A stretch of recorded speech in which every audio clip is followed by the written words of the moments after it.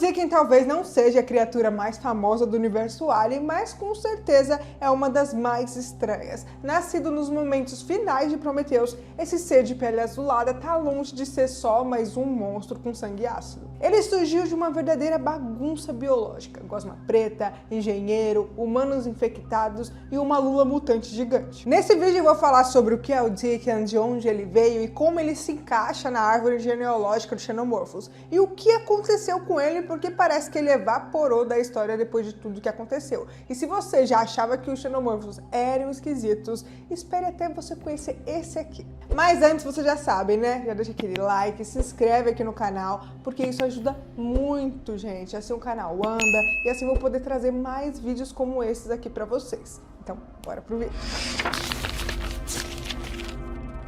E aí pessoal, tudo bem com vocês? Se você não me conhece e acabou de chegar aqui no canal, bem-vindos, eu sou a Tayla Moitinho. Enfim, galera, o Deacon é uma criatura alienígena introduzida nos momentos finais de Prometheus de 2012, dirigido por Ridley Scott. Ele aparece em uma única cena saindo do peito de um engenheiro após ele ser atacado por um Trilobite Otelobita, uma espécie de lula gigante gerada por uma série de eventos altamente mutagênicos. Mas o que torna o Deacon tão especial é justamente isso: ele é resultado de uma cadeia insana de contaminações, mutações e experimentos biológicos. Vamos por partes aqui, né? Um humano chamado Holloway foi infectado por uma gosma preta, uma substância criada pelos engenheiros para destruir e criar a vida. E ele acabou tendo relação com a Elizabeth Shaw, que era considerada estéril, mas acabou engravidando de um organismo alienígena. Essa gravidez acaba sendo acelerada e ela dá à luz a um Trilobite, uma criatura tentacular que se comporta como um facehugger gigante. O Trilobite acaba colocando aí um embrião no engenheiro sobrevivente, e aí a gente já sabe o que acontece. Desse embrião nasce o Deacon, ou seja, ele é a quarta geração de um ciclo biológico completamente improvisado. E ele não é um xenomorfo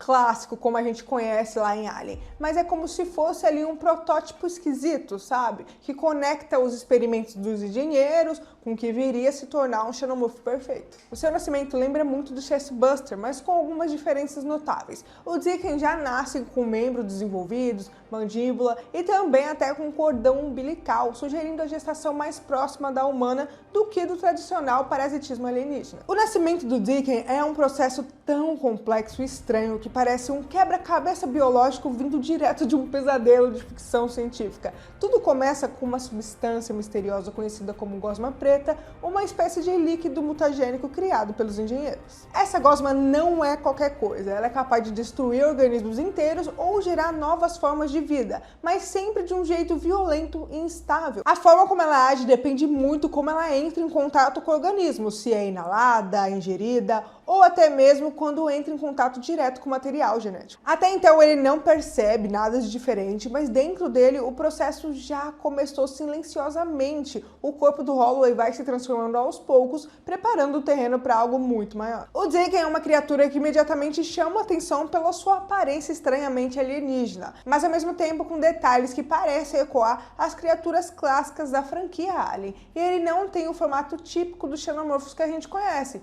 com seus corpos lisos e cabeças alongadas, mas carrega traços que indicam a transição evolutiva entre as formas anteriores e as futuras. Ele tem a pele azul e lembra muito uma carapaça embrionária que ainda está se formando. O corpo tem uma estrutura longa e magra, com membros finos e articulações que parecem flexíveis demais. A cabeça, que é a parte mais marcante, é pontuda e com uma abertura mandibular dupla, característica marcante das criaturas de Alien. Mas aqui ela parece com um formato mais bruto, como se tivesse ali um protótipo em evolução. Ele parece uma criatura nascida do caos, uma fusão grotesca entre o biológico e o alienígena, e ao mesmo tempo é o elo perdido que conecta os engenheiros que criaram o terror que viria a se espalhar pela galáxia nas formas de xenomorfos clássicos. Mas por que o nome Deacon? Esse nome veio dos bastidores, apelido dado pela equipe de produção, e tudo por conta do formato da cabeça dele, pontuda e alta, parecendo um chapéu cerimonial usado por bispos e diáconos. Além de Deacon, ele também é chamado por fãs de proto-xenomorfo ou até filho da gosma preta,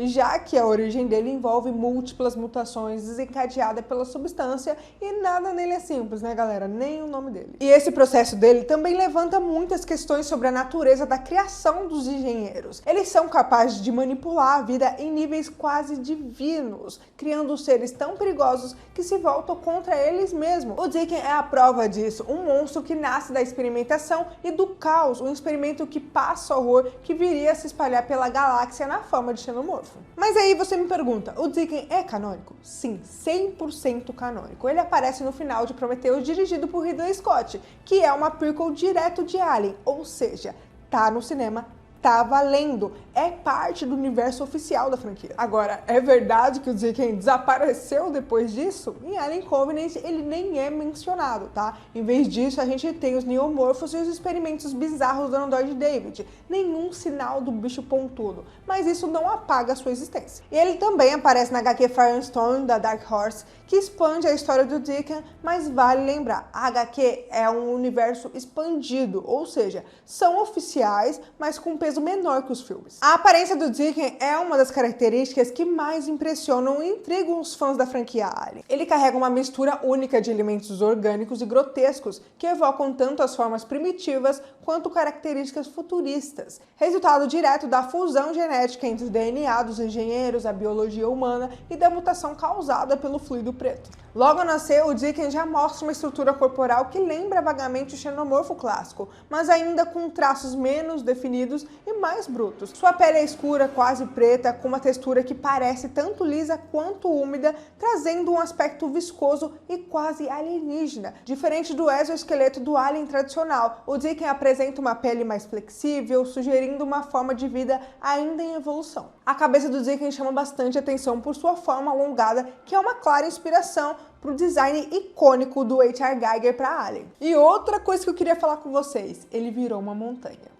Pois é, isso mesmo. Segundo a HQ Firestone, o Deacon sobreviveu, fugiu para a selva da LV-223 e aí começou a mudar. A gosma preta presente no planeta continuou afetando seu corpo, fazendo com que ele evoluísse de formas absurdas. Ele não virou um monstro maior, não virou uma rainha, ele virou uma montanha, literalmente. A carne do Deacon cresceu descontroladamente, gerando uma massa viva com ossos, carne, raízes e partes orgânicas misturadas à paisagem. O que nasceu como uma criatura virou uma parte geográfica do planeta, um monumento vivo com mutação, fracasso e horror, gente. Eu fiquei chocada quando eu descobri que ele tinha virado uma montanha, sabe? Eu esperava mais pro Deacon.